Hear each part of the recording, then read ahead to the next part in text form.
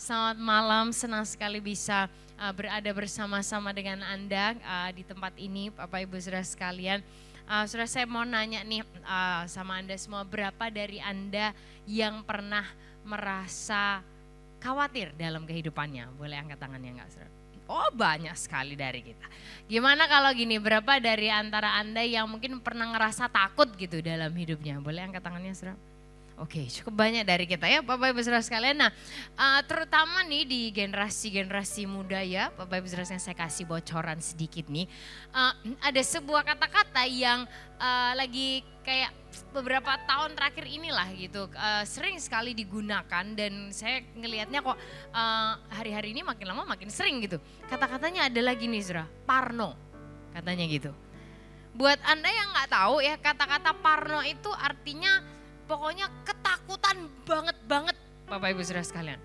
Nah, ini sering dipakai oleh orang-orang di pokoknya beberapa tahun terakhir ini, terutama di hari-hari yang kadang mungkin bisa nggak pasti ya Bapak Ibu Saudara sekalian, seperti hari-hari ini kayak biasanya kita belinya apa ternyata bukan itu. Aduh, nggak usah dibahas dari sini kali ya kayak gitu ya.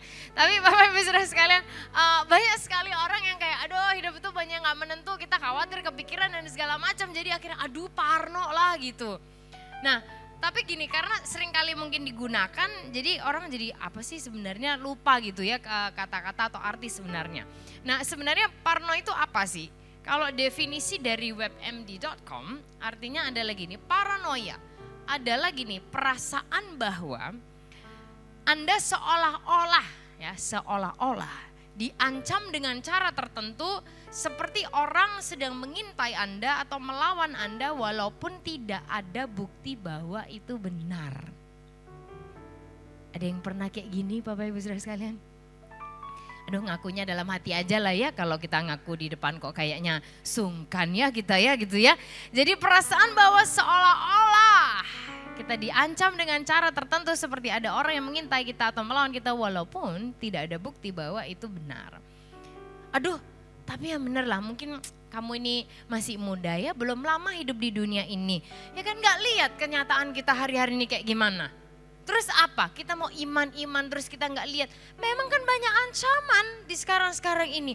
Aduh, tahu gak, berasa gak kalau flu itu sekarang makin lama. Sekarang gitu ya, aduh sakitnya tuh sudah macam-macam. Anak kecil sekarang semuanya aduh bronkitis lah, inilah itulah, aduh repot tuh sekarang. Ya kan, aduh sekarang tuh kerjaan tuh susah loh. Sekarang tuh keadaan ekonomi tuh berat banget, pusing, gimana caranya kita gak parno. Ya kan Bapak Ibu Saudara sekalian, oke, di satu sisi memang ya ini bagian dari kenyataan kita menjadi manusia.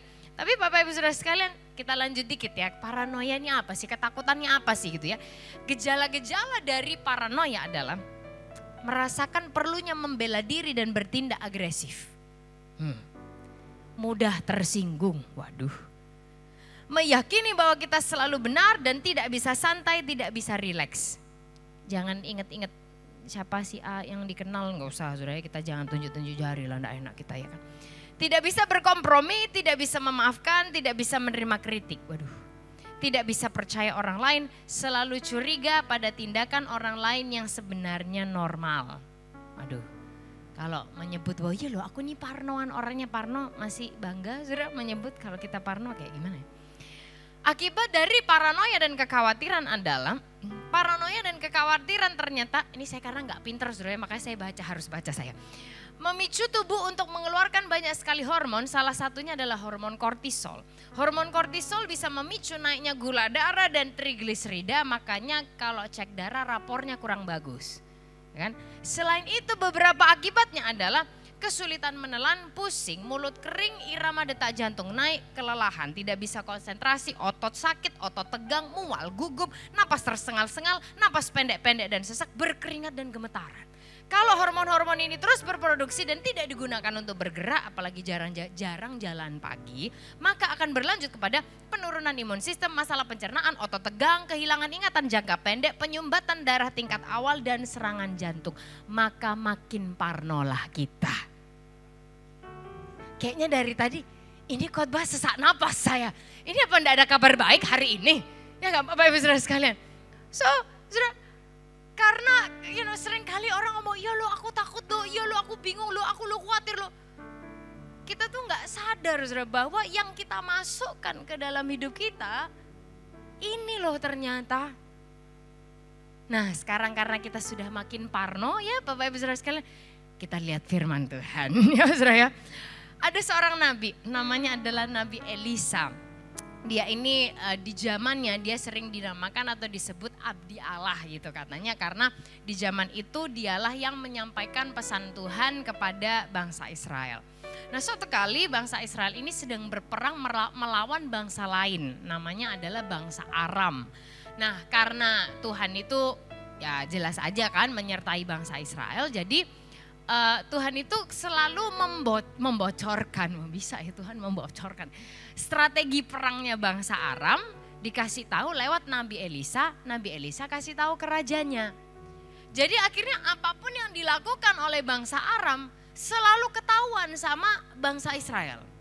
Nah lama-kelamaan Raja Aramnya nih jengkel banget Bapak Ibu Saudara sekalian, marah lah dia gitu ya, karena kalah terus kan. Jadi sekarang dia cari tahu ya siapa sih yang biasanya membocorkan strategi kita ini gitu. Terus waktu dilihat dicari ada orangnya, dia bilang itu loh ada orang yang disebut abdi Allah di Israel sana itu. Wah itu yang biasanya itu menjadi penasehat kasih tahu trik dan belum. Oke cari dia gitu ya. Disuruh cari. Dikirimkan Bapak Ibu Saudara sekalian kereta kuda tentara yang begitu besar hanya untuk mengepung satu orang tua kayak apa saudara. Jadi ibaratnya kayak mau membunuh seekor nyamuk tapi pakai basoka. Luar biasa memang, ya sudah lah ya memang begitu agak Raja Aram kayak gitu. Nah cerita kita dimulai dari situ Bapak Ibu Saudara sekalian malam hari ini. Kita lihat sama-sama di 2 Raja-Raja 6 ayat 14 sampai yang ke 15. Saya bacakannya kita simak sama-sama. Maka dikirimnyalah ke sana kuda serta kereta dan tentara yang besar. Sampailah mereka pada waktu malam lalu mengepung kota itu. Jadi satu kota dikepung padahal cuma cari satu orang, dahsyat luar biasa. Ketika pelayan abdi Allah bangun pagi-pagi dan pergi keluar, maka tampaklah suatu tentara dengan kuda dan kereta ada di sekeliling kota itu. Lalu berkatalah bujangnya itu kepadanya. Jadi kayak pegawainya gitu ya saudara. Berkatalah bujangnya itu kepadanya, celaka tuanku, apakah yang akan kita perbuat? Jadi saudara pagi-pagi pegawainya Elisa namanya Gehazi. Gehazi ini ngelihat keluar loh tentaranya segitu gede. Langsung dia bilang celaka tuanku. Kalau kita orang Jawa Timur ngomongnya saudara, mateng kon. Kalau Semarangan saudara bilangnya, lais kue. Lais kue. Piye ya kan saudara. Mateng, gimana ini gitu saudara. Nah Bapak Ibu saudara sekalian, kita lihat sama-sama ya, ini orang saudara. Kan tertulis ya dia adalah pelayan abdi Allah. Pelayan abdi Allah nih Bapak Ibu saudara sekalian, namanya Gehazi. Dia ada bersama dengan Elisa terus menerus dong pastinya ya kan. Melihat apa yang Tuhan lakukan melalui Elisa. Melihat semua mujizat-mujizat yang sudah pernah terjadi. Melihat penyertaan Tuhan dalam kehidupan mereka. Tapi begitu ada beginian ngapain saudara? Panik, bingung, takut, parno. Kok kayak pernah denger ya saudara? Mirip gak sama yang gini? Ikut komsel lu, waduh. Ikut persekutuan doa setiap hari Kamis. Pelayanan lo, sering gereja lo, temennya si A lo, temennya si B. Kan. Sering melihat apa yang Tuhan lakukan, sering mengalami hal yang luar biasa terjadi dalam hidupnya. Sering melihat mujizat, sering mengalami penyertaan Tuhan dalam hidup. Wih, tapi begitu ada ini dan itu, bingung saudara. Parno ya. Kok kayak diri sendiri ya saudara ya. Kok kayak pernah melakukan gitu. Ya kan Bapak Ibu saudara, oke, di satu sisi ya ini reaksi wajar kita namanya manusia ya kan. Namanya manusia ya reaksinya mungkin bisa seperti itu gitu. Kita bisa merasakan itu semua, itu wajar oke. Tapi perhatikan Bapak Ibu saudara sekalian. Hanya karena kita merasa takut, bukan berarti kita harus hidup dalam ketakutan. Bisa diikuti saudara?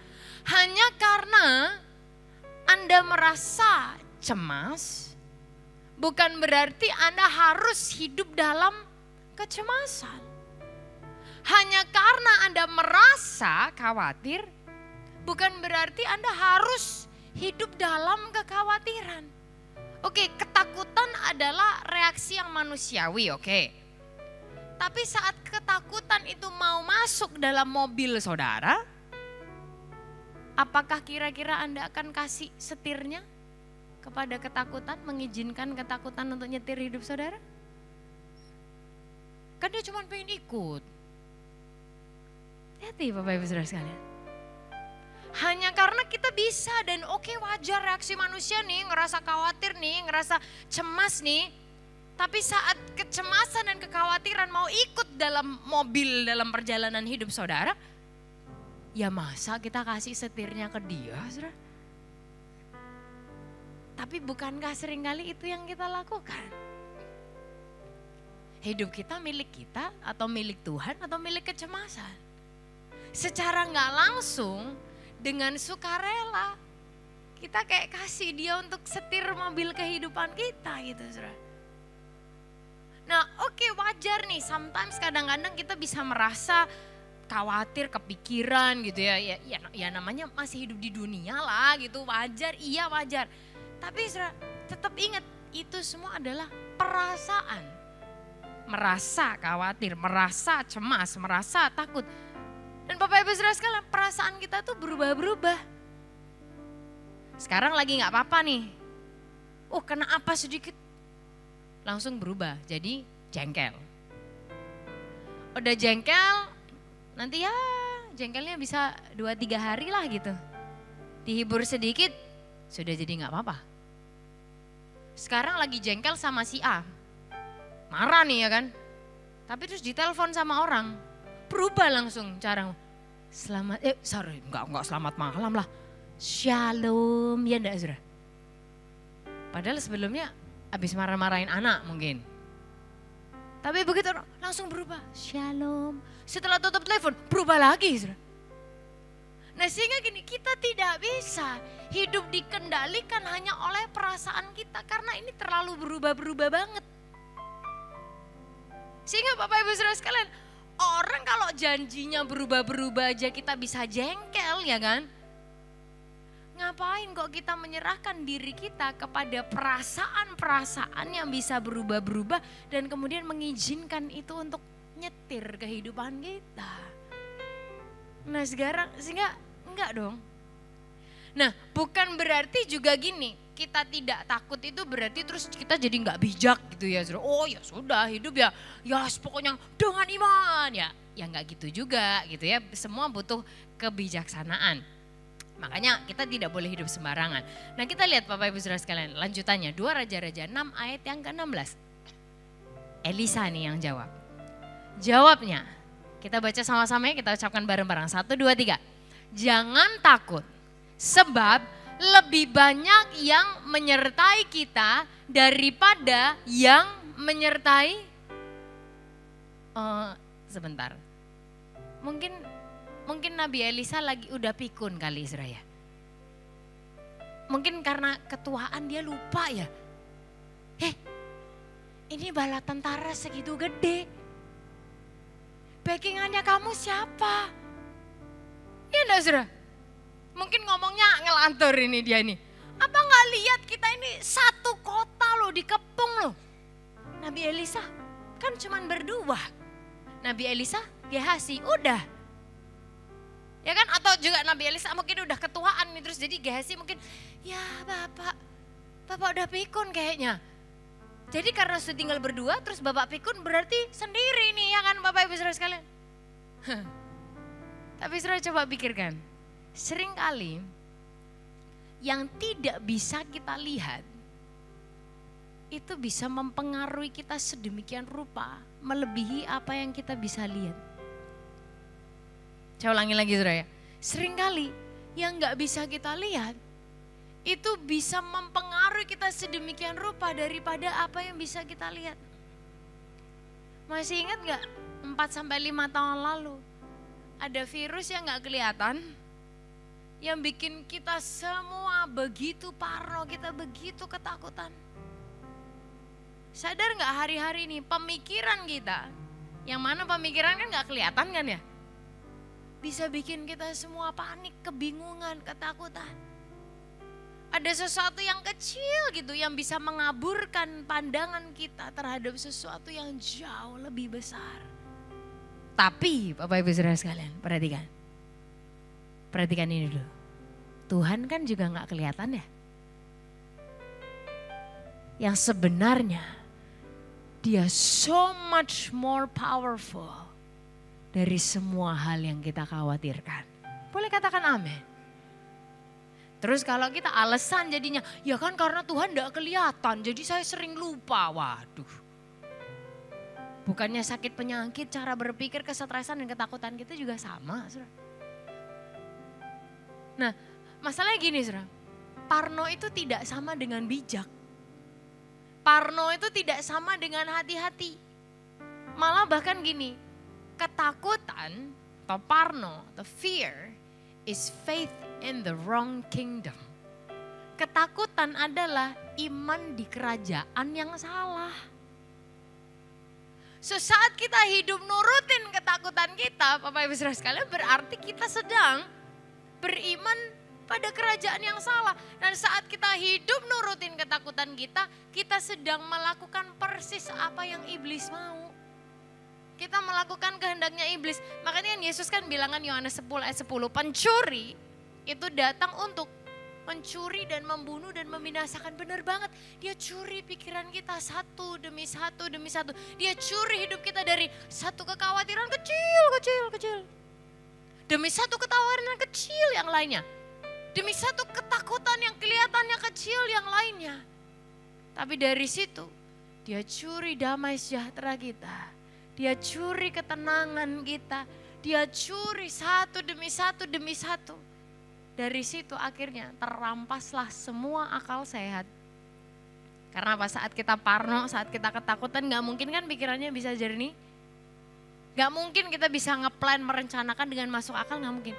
Diteruskan. Terampaslah apa? Kasih antar sesama. Terampaslah hikmat. Dan pada akhirnya hancur dan binasa hidup kita. Apalagi Bapak Ibu Saudara sekalian, kalau dicuri itu kan gak berasa kan. Coba kalau misalnya Anda di rumah, TV hilang. Berasa ya saudara ya. Waduh TV-nya diambil.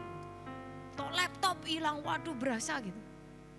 Atau uang di bank saudara gitu. Saldonya kok berkurang 50 juta. Berasa saudara. Tapi kalau gini, uang saudara hilang 5.000. Berasa enggak? Enggak. Iya tadi 5.000 ada di sini, di mana ya? Gak ada ya. Ya udahlah cuma 5.000. Ya enggak saudara? Buat parkir aja nggak bisa. Tadi ada 1.000 loh sebenarnya di sini, mana ya? Taruh sini nggak ada ya. Ya udahlah cuma 1.000 lah.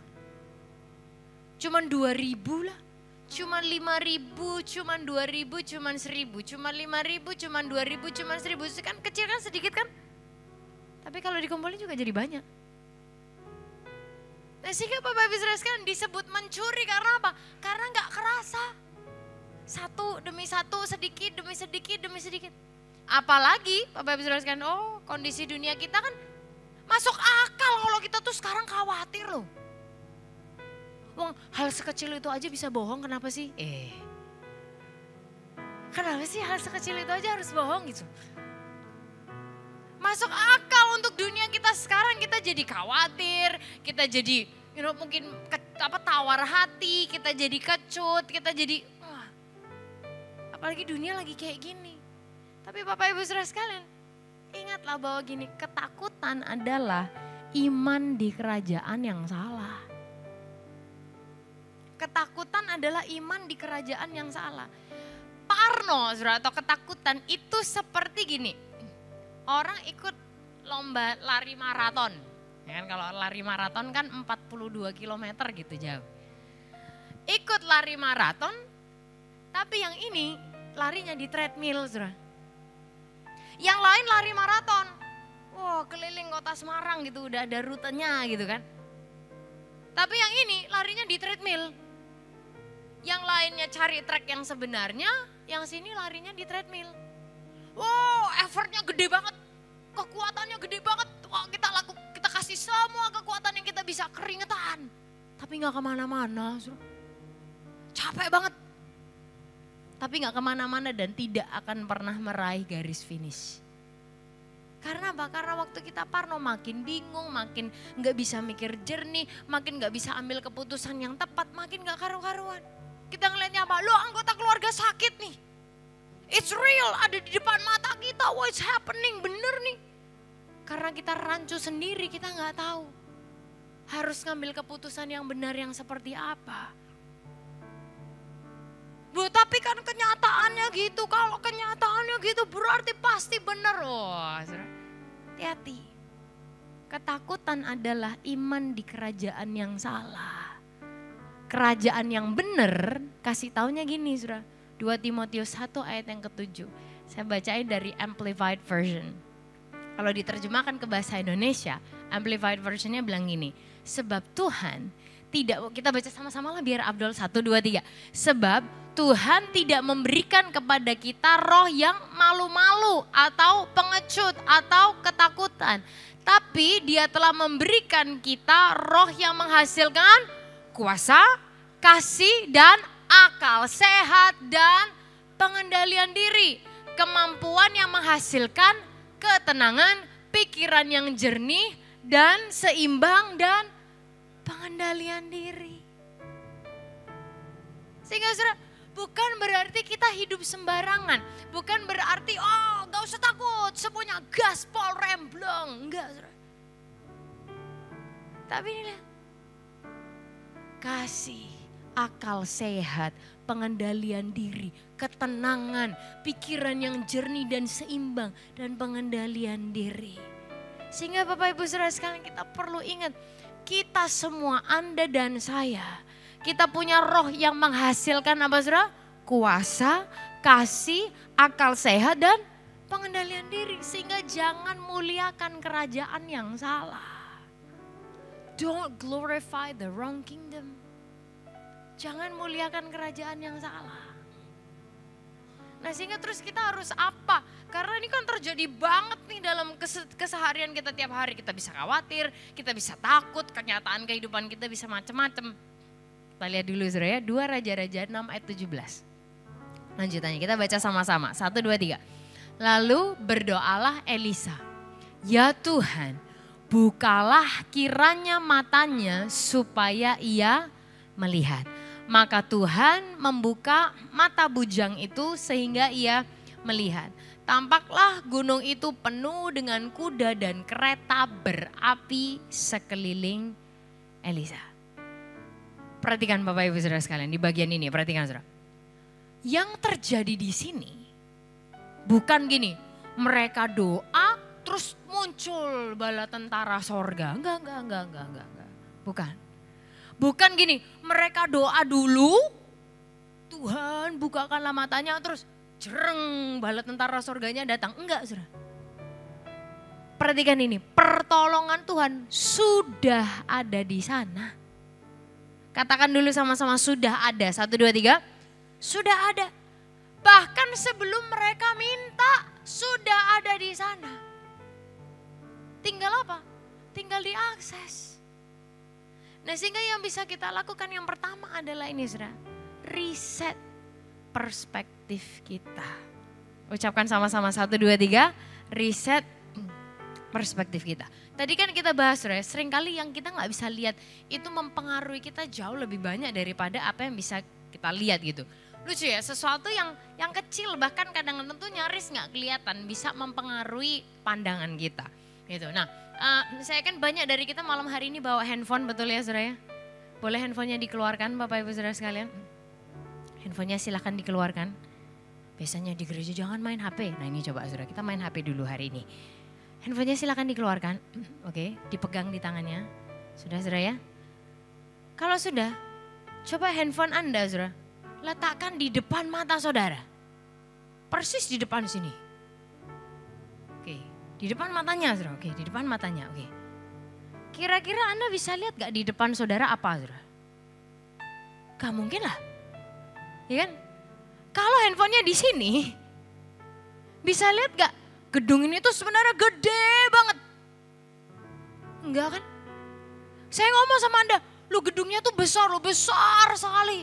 Gedung ini kapasitasnya tuh kayak ya 3.000 masuk nih sebenarnya sih. Enggak, mana enggak kelihatan. Anda kan pasti bilang gitu kan saudara. Padahal apa? Kecil kan handphone kan? Handphone kita dibandingkan dengan luas ruangan ini, kecil banget. Coba kalau kita logika, butuh berapa handphone untuk memenuhi semua ruangan ini? Gede banget kan sebenarnya Bapak Ibu Saudara sekalian. Tapi Anda bisa bandingkan, sesuatu yang kecil kalau itu ngeblok pandangan kita, bisa menutupi dari ini semua. Layar bisa gak kelihatan. Loh itu di depan LED-nya gede banget. Enggak, mana enggak ada. Ya kan saudara? Ya ini kita. Ketakutan kita itu mengaburkan Tuhan yang segitu besarnya, yang segitu mampunya, yang segitu pegang kendali atas kehidupan Anda dan saya. Kita kira Tuhan kayak kita. Panik, bingung, lost control, panik gitu. Enggak, tidak begitu. Enggak sama. Dia tetap mampu, dia tetap pegang kendali dan dia selama-lamanya setia. Katakan amin. Mungkin kita gak bisa jaga anggota keluarga kita. Tapi bukan berarti Tuhan tidak bisa. Mungkin hari ini Anda seolah-olah gak bisa kendalikan bisnis pekerjaan saudara. Tapi bukan berarti Tuhan tidak bisa. Kita gak bisa mendampingi anggota keluarga kita atau anak-anak kita mungkin. Tapi bukan berarti Tuhan tidak ada di sana. Bahkan saudara dia sudah ada di sana lebih dahulu mendahului kita semua karena dia maha hadir. Ini loh sering kali saudara triknya dalam hidup. Kita fokus kepada sesuatu yang kecil banget gitu. Mungkin kepada broadcastan, ya kan, kepada berita forward yang salah sampai kita lupa kebesaran Tuhan. Makanya pemazmur kan bilang, Mazmur 121 ayat 1. I lift my eyes to the mountains. Aku melayangkan mataku ke gunung. Berarti apa saudara? Ini pilihan. Kita harus pilih untuk adjust fokus kita mau lihat yang mana. Itu pilihan dan kita harus pilih itu terus.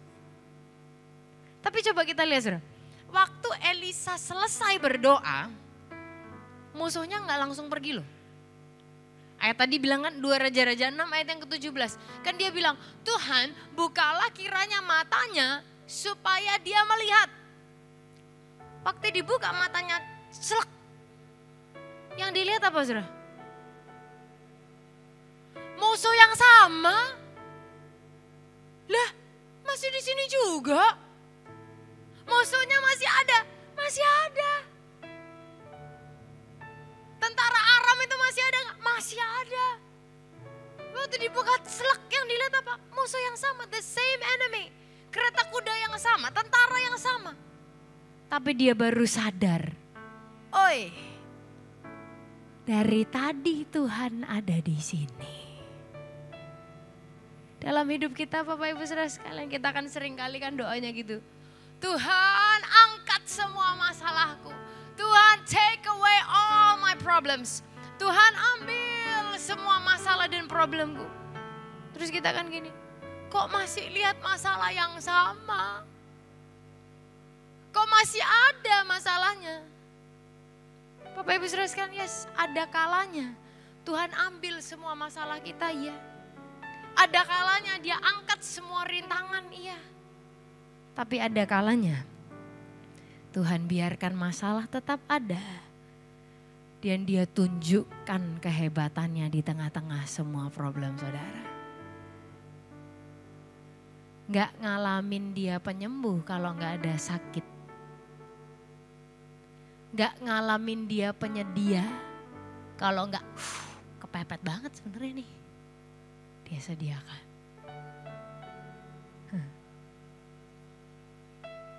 Gak ngalamin kemenangan kan kalau gak dalam kondisi kepepet. Gak ngalamin Yesus damai sejahtera kalau tidak melewati kadang ketakutan dan lembah kelam. Tapi kan lagu itu tadi mengingatkan kita, penyertaannya itu sempurna. Mau di atas gunung, mau di bawah lembah, mau lagi hujan, mau lagi panas. Dalam musim apapun, penyertaannya sempurna atas hidup kita. Dan btw, tahu gak sih saudara kenapa kok kadang-kadang masalah tuh bisa aja datengin kehidupan kita gitu. Bener kan ya, masalah tuh kan seringkali tuh gak diundang datang sendiri ya saudara ya. Gak diajak loh, ikut aja nih apa sih gitu kan. Karena apa saudara? Karena Anda itu ancaman buat iblis. Iblis tuh tahu bahwa ada kuasa yang sangat powerful di dalam diri saudara. Bukan karena kitanya hebat, bukan. Tapi karena Yesus ada di dalam kita. Makanya itu tadi, ada kuasa di dalam kita yang menghasilkan apa? Menghasilkan kasih, akal sehat, pengendalian diri dan semuanya itu. Yang kalau itu digunakan itu bisa menghancurkan dia. Makanya dia tipu saudara dan saya, dia bikin kita ketakutan, dia bisikan kebohongan, dia bisikan hoax setiap hari. Supaya kita mundur. Karena surah 1 Yohanes 4 ayat yang keempat. Kita baca ayat ini sama-sama, 1, 2, 3. Kamu berasal dari Allah anak-anakku dan kamu telah, katakan sama-sama telah, 1, 2, 3. Telah mengalahkan nabi-nabi palsu itu sebab dengan yakin, 1, 2, 3.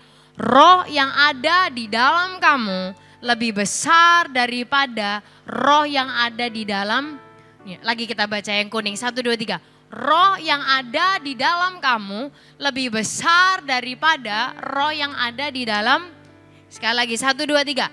Roh yang ada di dalam kamu lebih besar daripada roh yang ada di dalam. Boleh gak kita taruh satu tangan kita di dada, ganti kata-kata kamu dengan aku. 1, 2, 3. Roh yang ada di dalam aku lebih besar daripada roh yang ada di dalam, katakan amin. Amin. Sehingga Bapak Ibu Saudara sekalian kita perlu tahu roh yang ada di dalam kita lebih besar dari kenyataan yang saudara lihat. Lebih besar dari kekhawatiran kita yang gak jelas. Lebih besar dari segala kecemasan. Lebih besar dari segala ketakutan. Lebih besar dari segala sakit penyakit yang sedang Anda alami atau mungkin anggota keluarga saudara sedang alami. Lebih besar dari semua financial problems yang ada. Lebih besar dari segala-galanya. Sehingga kadang kita perlu reset perspektif kita. Kadang mungkin kita perlu ngomong sama Tuhan, Tuhan bukakanlah mataku supaya aku melihat. Tuhan buka mataku supaya aku melihat. Melihat penyertaan Tuhan, melihat penyediaan Tuhan, melihat tangannya itu bekerja sedemikian rupa. Jauh melebihi apa yang kita bisa bayangkan, apa yang kita bisa minta, apa yang kita bisa doakan. Yang kedua Bapak Ibu Saudara sekalian yang bisa kita lakukan adalah tingkatkan filtrasi masker Anda. Oke, tingkatkan filtrasi Anda. 1, 2, 3, tingkatkan filtrasi Anda. Dulu waktu pandemi, masker dipakai berlapis-lapis. Ya enggak Saudara? Terus yang mana yang filtrasinya lebih ini, lebih itu, dan ini dan itu dan segala macamnya gitu. Tapi kita sering kali lupa, saudara, yang sini ditutup. Tapi kita lupa, mata kita gak difilter. Telinga kita gak difilter. Ya kan? Pikiran kita gak dikasih masker, saudara. Filter Bapak Ibu Saudara sekalian. Karena gini, yang sering kali terjadi. Kan sekarang informasi itu kan makin cepat dia di tangan kita ya Bapak Ibu Saudara kan, di HP kan. Belum lagi kalau dapat yang namanya ini. Pesan diteruskan. forwardan saudara di grup-grup WhatsApp. Ya enggak? Dilihat, loh sekarang kayak gini. Gak boleh sekarang makan ini. Ternyata selama ini yang kita makan salah. Ya kan saudara? Waduh gak bergizi. Wah matang lah ulais kue ya kan. Piye iki ya kan. Bingung waduh kelirui ya kan. Wah enggak boleh. Akhirnya kita ngapain saudara? Dibaca langsung di forward. Lagi, lu gak boleh gini. Dilihat, langsung forward ke grup. Tok, tok, tok, tok, tok, tok, banyak. Lihat lagi yang lain, waduh bahaya ini ya kan saudara. Langsung di forward. Makanya sampai apa saudara? WhatsApp-nya sendiri membatasi piye ndak, ayo coba. Maksimal ngirim cuma bisa berapa saudara? Udah tahu toh 5. Ya kan? Soalnya apa? Kalau enggak, wah semua langsung kita forwardin Bapak Ibu Saudara sekalian. Tapi coba kalau gini, kalau dapat firman Tuhan,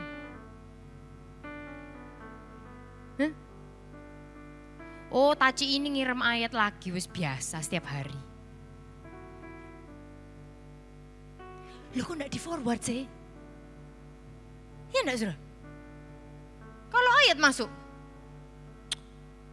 forward terus aja ini semua. Biasanya apa? Geser ke kiri, seret. Bahkan chatnya enggak dibuka. Oh cuma gini toh, ya wis. Cuma ayat aja lo. Bapak Ibu Saudara sekalian. Apakah kita memperlakukan firman Tuhan dengan hal yang sama? Baca forward. Coba jangan-jangan gak baca sama sekali. Bapak Ibu Saudara sekalian, apakah kita serap firman Tuhan dengan segenap hati, jiwa, pikiran, kekuatan dan seluruh hidup kita? Seperti kita meresapi semua forwardan yang lain. Daripada kita spend waktu dengan broadcast dan pesan-pesan diteruskan ini saudara ya. Apa enggak lebih baik kita spend waktu dengan Tuhan dan firman-Nya. Pertolongannya sudah ada, mengelilingi kita terus. Tapi kita terlalu terbutakan, kita sibuk di atas treadmill sampai kita enggak ngelihat kebenaran yang sesungguhnya. Ini saudara sampai Yesus bilang, Matius 6 ayat 27 di bahasa Indonesia masa kini bilang, siapakah dari kalian yang dengan kekhawatirannya dapat memperpanjang umurnya biarpun sedikit? Ya enggak saudara? Kekhawatiran kita ternyata enggak memperpanjang umur kita. Walaupun kekhawatirannya demi kesehatan. Tingkatkan filtrasi kita, filter. Apa yang kita izinkan masuk di mata kita, di telinga kita, di pikiran kita, di hati kita, di filter. Bapak Ibu Saudara sekalian, dan yang terakhir, jaga jarak makin dekat. Ucapkan sama-sama 1, 2, 3, jaga jarak makin dekat. Di dunia yang makin gak pasti ini dan makin gila ini Bapak Ibu Saudara sekalian, makin banyak berita gak karu-karuan, banyak orang makin kesulitan, banyak orang bunuh diri. Kita ini semakin butuh loh satu dengan yang lain. Yuk kita saling support, kita saling dukung. Kalau kita denger si A sakit, tuh jangan di broadcast duluan gitu loh saudara. Di chat orangnya, kamu gimana kabarnya? Are you okay? Apa yang bisa dibantu? Baru kita ajak teman-teman yang lain untuk membantu Bapak Ibu Saudara sekalian. No, jangan izinkan iblis tuh curi dari kita. Sekali lagi, ketakutan dan parno itu iman di kerajaan yang salah. Jangan. Tuhan gak memberikan kita roh yang malu-malu atau pengecut atau ketakutan. Tapi dia memberikan kita roh yang menghasilkan kuasa, kasih, akal, sehat, pengendalian diri. Sehingga Bapak Ibu Saudara sekalian, Tuhan itu ada bersama dengan kita selalu. Seringkali kita yang harus ngomong, Tuhan, bukakanlah mataku supaya aku melihat. Kadang mungkin kalau bisa kita pengennya bilangnya, Tuhan take away all my problems. Tuhan angkat semua masalah ini. Ada kalanya dia akan angkat. Ada kalanya dia akan hapuskan semuanya. Ada kalanya dia bergerak dengan cara yang berbeda karena dia Tuhan. Ada kalanya buka mata, masalahnya tetap ada.